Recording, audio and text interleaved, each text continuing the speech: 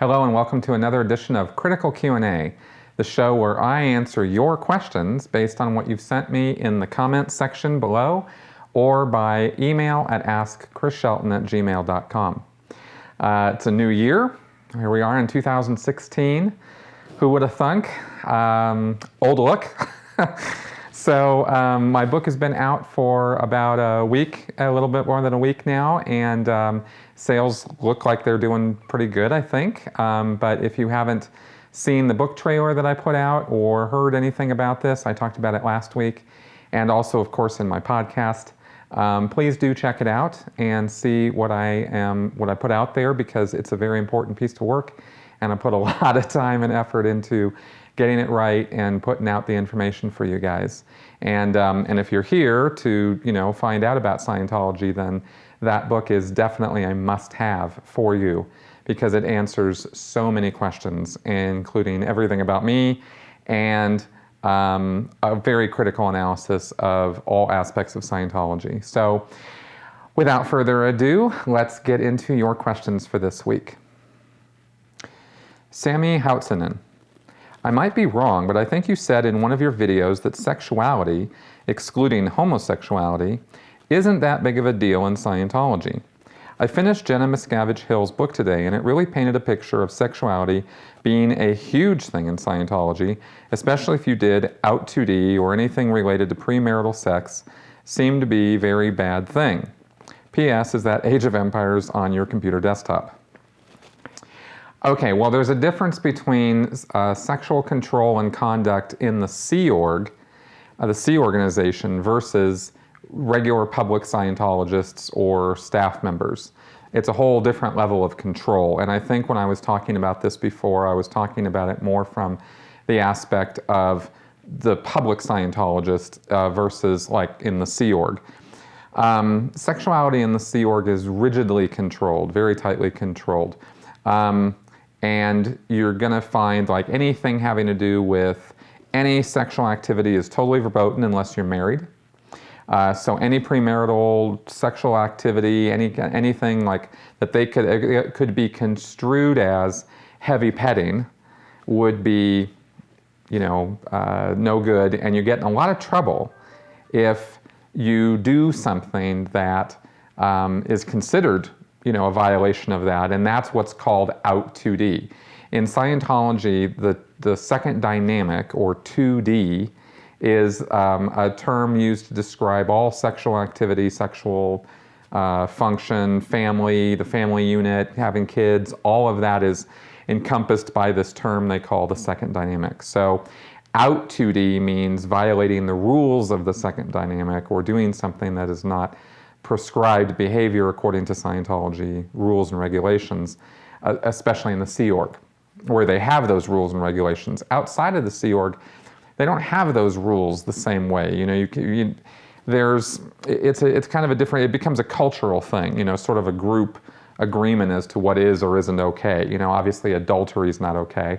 But masturbation amongst, in the Scientology public world is not as big of a crime or as big of a problem as in the Sea Organization, where masturbation is absolutely not acceptable behavior at all, and you can get in a lot of trouble if they catch you or find out that you have been, doing anything like that, much less if you go extramarital or anything, or premarital, anything, And the attitude is very conservative, very sort of 1950s, sort of I've described it as a sort of a Leave It to Beaver attitude, very like, they're not into, in the Sea Organization, if you are having like wild, crazy sex with your wife and it's noisy or something, you're going to hear about it from everybody. They're going to write knowledge reports on you, and you're going to be seeing the ethics officers like, dude, it's not, no. Because you're not supposed to, here's the whole thing on it, okay? I mean, all of that's very interesting, but in the Sea Organization, the whole reason for all of that is because you're not supposed to have your attention on anything other than clearing the planet and doing the job. And the job and the group are everything, and everything else takes a back seat to that, including your wife or your husband, And of course, when you're in the Sea Org, you can't have kids. So it's kind of like, instead of looking at this from the viewpoint of all these rules and regulations, instead, if you really want to get the right idea of how the Sea Org approaches this, look at it from the point of view that anything going on in a person's life other than doing their job is not unimportant. You know, what they call it having other fish to fry is an old expression. You know, you have other fish to fry. It means you've got something else that you think is more important than what you're supposed to be considering important. And that's how the Sea Org deals with sex and anything having to do with sex. And they also consider that it is somewhat mentally what they call restimulative. In other words, you start thinking about sex or engaging in sex or sexual activity, and it stirs up all these pictures and can kind of be very distractive to you, and again goes back to not being able to do your job. So that's kind of the simplest explanation I can give for the attitude towards sex and sexuality in the Sea Org. And yes, that is an Age of Empires game on my computer. Helen, love your YouTube channel. I see some similarity in your situation and being abused by narcissists. I wonder how you have come to forgive the fraud and abuse you suffered. How have you come to forgive? All right, well, I'm going to be totally straight with you. When it comes to run-of-the-mill Sea Org or run-of-the-mill Scientologists or something, I got nothing on those people, because I've learned enough to understand that most of the people who are in the bubble world of Scientology are there under undue influence. They have been tricked, lied to, deceived, conned, whatever word you want to use, in order to get their mind around the idea that what they're doing is the greatest good for the greatest number. It's the best thing they could possibly be doing, and they think they're saving the world. And, how do you fault somebody for that? How do you fault somebody for doing, extraordinary things, maybe sometimes extraordinarily bad things, under the misbegotten notion that they are saving the world, or saving lives. You can justify a lot of stuff with that. And I understand that because of the false pretenses and the lies and the ignorance that they live under, that they really don't quite understand or get what they're doing, Now, that's run-of-the-mill people, right? So my friends, the people that I used to know, the kind of stuff we used to get into, I had lots of fights with people, and I had lots of situations where I was put in a tough situation by senior people who, were giving me orders or directions or whatnot to do things that were not a lot of fun to do. And I had some rough spots, some physical degradation and, a lot of emotional and mental degradation and stuff. But I don't blame them individually for that, because you can tell the difference between when they're doing that because they think they're doing some good versus, sort of, whetting their sadistic appetites upon you, right? And when it comes to that, to be honest, I haven't forgiven those people. Now, that's a small group of people. That's a very, very small group of people. In fact, I think I could probably count on one hand those people.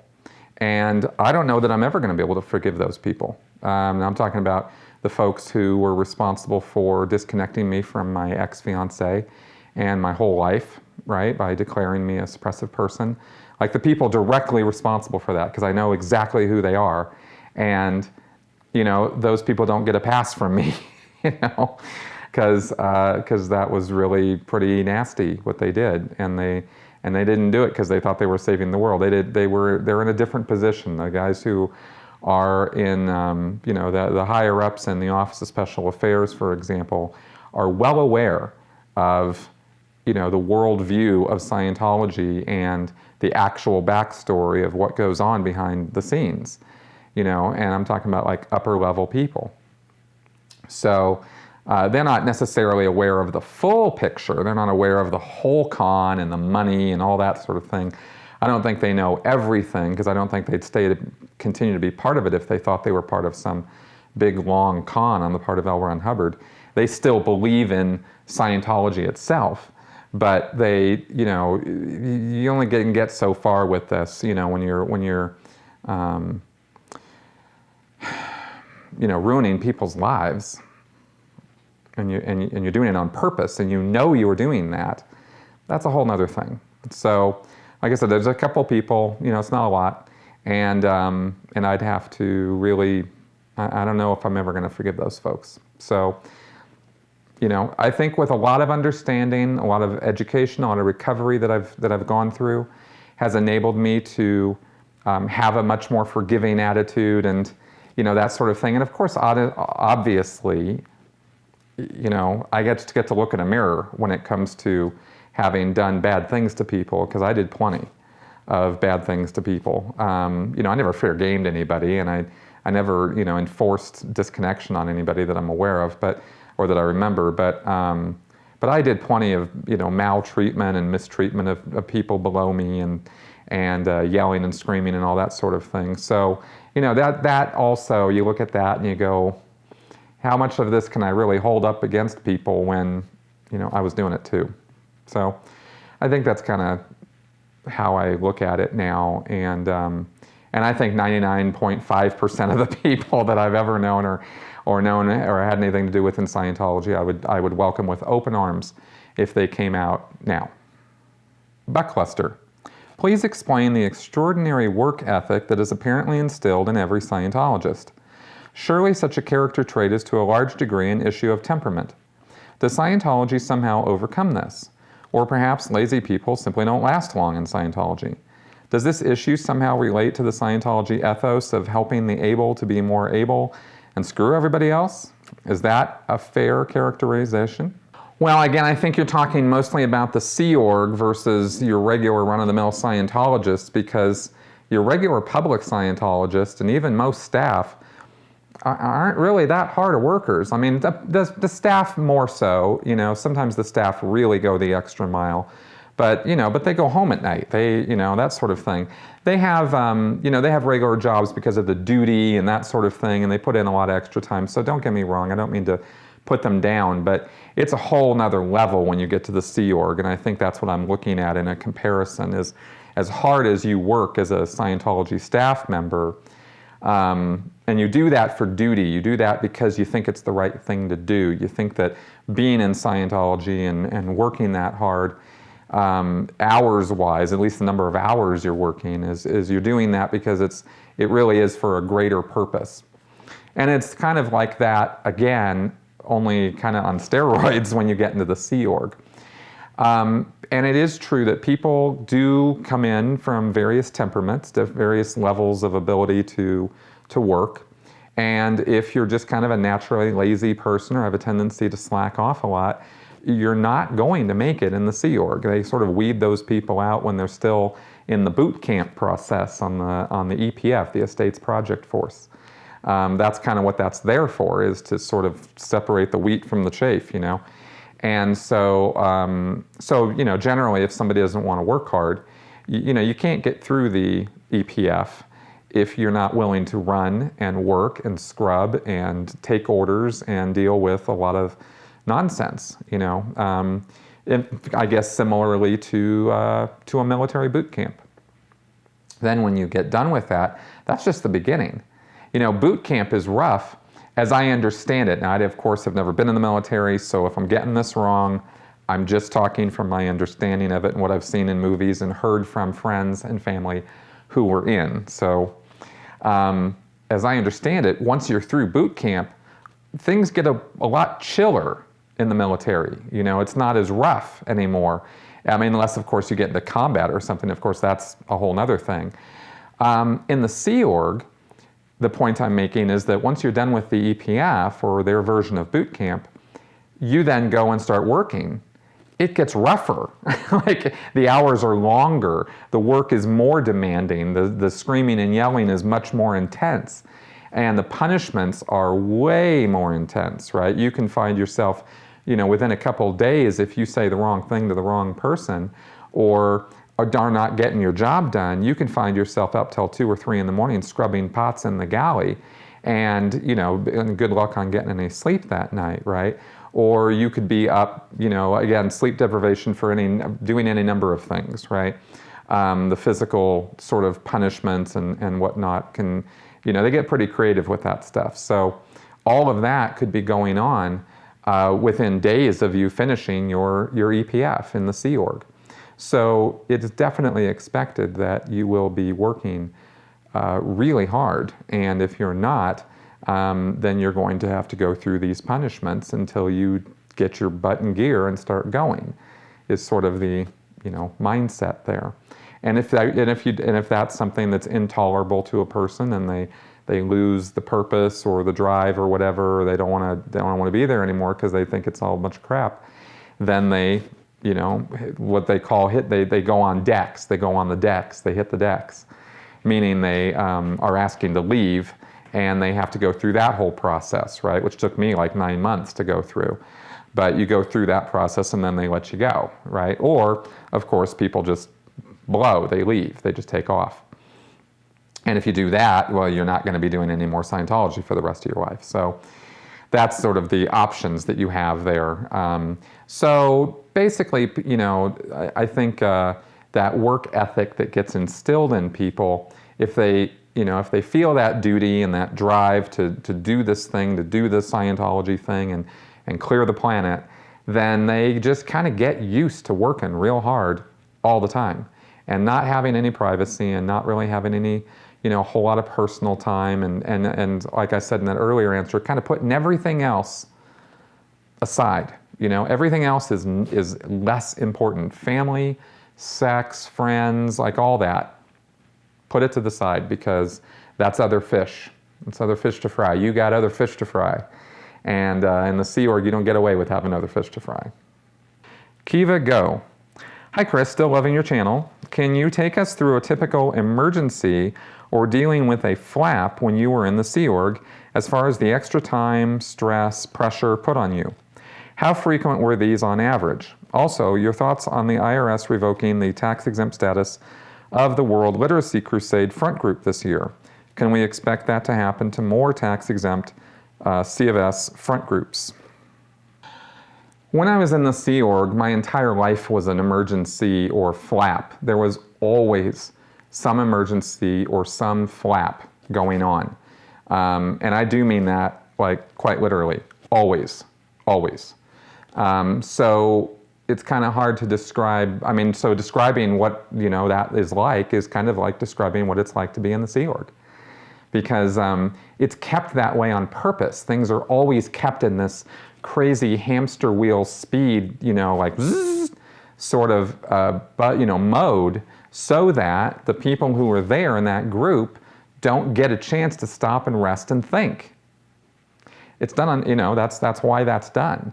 And it comes from the top. It comes from the very top. There's always something being pushed down the line, you know, from the command channels or from RTC, you know, coming in, you know, from the side, from the Commodore's Messenger org and RTC, you know, that has to be handled right now, and it could take anywhere from, you know, let's say you had some emergency, like you have to, like as a manager for the Western United States, I would get this thing where this one particular organization had to send, every organization had to send 2 people for training to Clearwater, to Flag in Florida. And they had to be qualified to go, and then they had to go full time to Flag and do the training and then come back home. This happened many, many times over the years that I was in, where we had to send trainees for some new thing, some new release, some new course or service that was going to be delivered, and they needed to be trained on it. And of course, the only place they could be trained on it all at one time was at Flag. And so Flag has qualifications. You can't send just anybody. And so now you have to send these orders down, and every organization from Albuquerque to Hawaii to Los Angeles has to send these 2 people. So you send orders down the line, you know, now, get these people sent, right?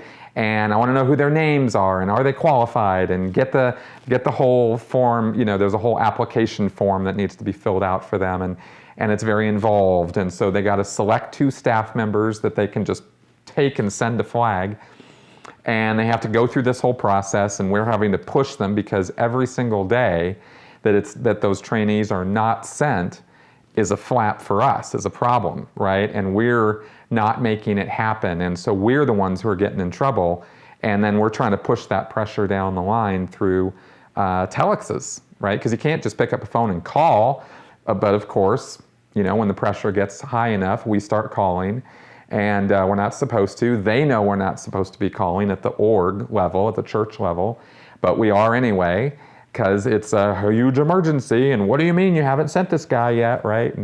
And all this. And then if they still don't make it work, like Albuquerque, you know, it's got like 5 staff members, right? There's nothing there. So how are they going to possibly send 2 people, and they can't figure it out, and they don't do it? So we, you know, end up having to send maybe me and one other person to Albuquerque to figure out who's going to go, or recruit new staff members specifically to send them to flag for training. This whole thing probably sounds completely ridiculous, but this was intensely consuming of time and energy and resources. Over and over and over again this happened while I was in management. They have personnel demands just up one side and down the other. So what I'm describing to you was not a one-time, you know, one-off sort of deal. This happened all the time. There might be other kind of flaps, like a church, you know, an org like Albuquerque didn't pay their rent for like 5 months. So now they're about to be evicted. And we got to figure out, you know, we got to push them and figure out how to get them to make that much money to pay their rent. And if they don't pay it, we got to pay it. Now, I don't mean out of our pockets. I mean at the management level, the management organization has to pay. And if we have to pay, there's going to be hell to pay, right? So this whole thing goes on, right? And these are just a couple examples of the kind of flaps and emergencies that would come across my plate every other week, you know. So that's kind of how that went. As far as giving you a twofer here, you know, I don't know about tax-exempt, you know, front groups. I hope they all lose their tax-exempt status. That'd be great, you know, because it would be a domino effect to lead back to the church. But you know, it's a big subject, lots and lots of front groups. So I'm not going to really address that whole subject, you know, here and now. Flash answers. William Travel. It seems that many ex-cult members become somewhat vaccinated against normal bullshit too, and don't fall into the smaller traps of the normal world as brand fanboyism and tabloid journalism. Is this a fair observation, and is this one of the many real wins of your new life? No, I haven't really observed that to be true. I've seen lots and lots of people who come out of Scientology and are still very much in a sort of a non-critical thinking mindset. So I wouldn't say that that's true or a fair observation. I think that there are some who come out. You know, it just happened that I stumbled on critical thinking as a subject, and you know, I of course would like to say I'm not, you know, I've never been a moron, but I didn't know what critical thinking was, or skepticism. I just didn't know, and finding out helped me a lot, and I learned all about that, and so that's what's helped me to, you know, not necessarily get into certain pitfalls that other people might get into or get involved in. As far as you know, as far as fanboyism or tabloid journalism or something, I guess the bullshit meter might be a little bit set a bit higher on people who come out of cults. That's probably true. That's probably a fair observation as far as that goes. But you know, there are many exceptions to that. I've seen so many people come out of Scientology still drinking the Kool-Aid when it comes to conspiracy theories and some pretty ridiculous things that, you know, alternative health stuff and things like that. I've still seen a lot of that. So I can't say that it's a universal thing. I think it's individual for each person. George Bosloff. I understand that David Miscavige is now addressing himself as the Pope of Scientology. On your last question about Tom Cruise left me with a quick question. Do you think it is possible that Cruise will ever join the Sea Org? as a rank of full commander and be named Miscavige's heir apparent. It could make sense that Miscavige could be made Sea Org Captain Emeritus, i.e. Benedict as Pope Emeritus, and Tom then replace him as the Sea Org's full captain. What are your thoughts? No, I don't think any such thing is ever going to happen. Tom Cruise is a celebrity.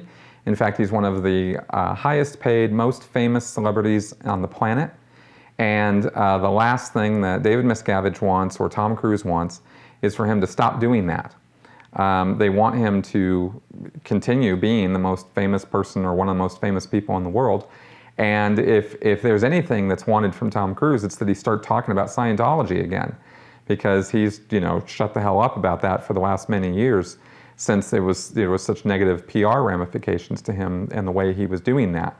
But I'm quite sure that that is what is wanted of Tom Cruise, and I don't see any scenario where he joins the Sea Org and takes over for David Miscavige. That's not a very realistic scenario. Renewed calm. In that great Tom Cruise video in which he claims that only he, as a Scientologist, could help at a traffic accident scene, what exactly do you think he thinks he could do to help that a regular person couldn't? Call Miscavige and tell him to get his people to handle it? Probably. Scientologists delude themselves quite intensely as to the level of help they provide to people or situations. Some of them have logistic skills or organizing type skills, but Tom Cruise is, these guys, what does he think he could do? I don't know, assists, touch assists, nerve assists. I think he probably has a higher assessment of his own abilities than are warranted, that he could organize things or get things under control or direct people as to what to do. That kind of nonsense, because he doesn't know anything about how to deal with an accident scene or a crime scene or something like that. They just trump themselves up on their own importance, and that's all Tom Cruise is really doing there. Dick's gun. I don't understand the concept of the empty orgs. What do you suppose the ultimate goal is for them? Well, quite simply, I think it has to do with equity and credit and property value. And that is the value that those big empty buildings have for Scientology internationally, is it gives it credit standing and this apparency of expansion and good news of getting bigger and that sort of thing, because they look at the great big buildings, is sort of how that serves Miscavige and his ongoing deceit machine. And telling Scientologists how Scientology is getting bigger and bigger and bigger. Jesus Fish. Hey Chris, I have a question about pay. I know the Sea Org are paid very little, but I am curious about other areas of the church. I understand that some of the for-profit areas of Scientology are paid more. Also, how about the executives in OSA? What sort of remuneration and perks do they receive? Try none. Every single person in OSA, at least at a continental and international level, are Sea Org members. That means they're getting paid at most $50 a week. Same with any other executive in Scientology other than David Miscavige. These people are not getting any money, and I'm not quite sure what you mean by the for-profit areas of Scientology, because there aren't really any for-profit areas of Scientology in terms of any of them being, they're classified as not-for-profit, they're classified as tax-exempt churches.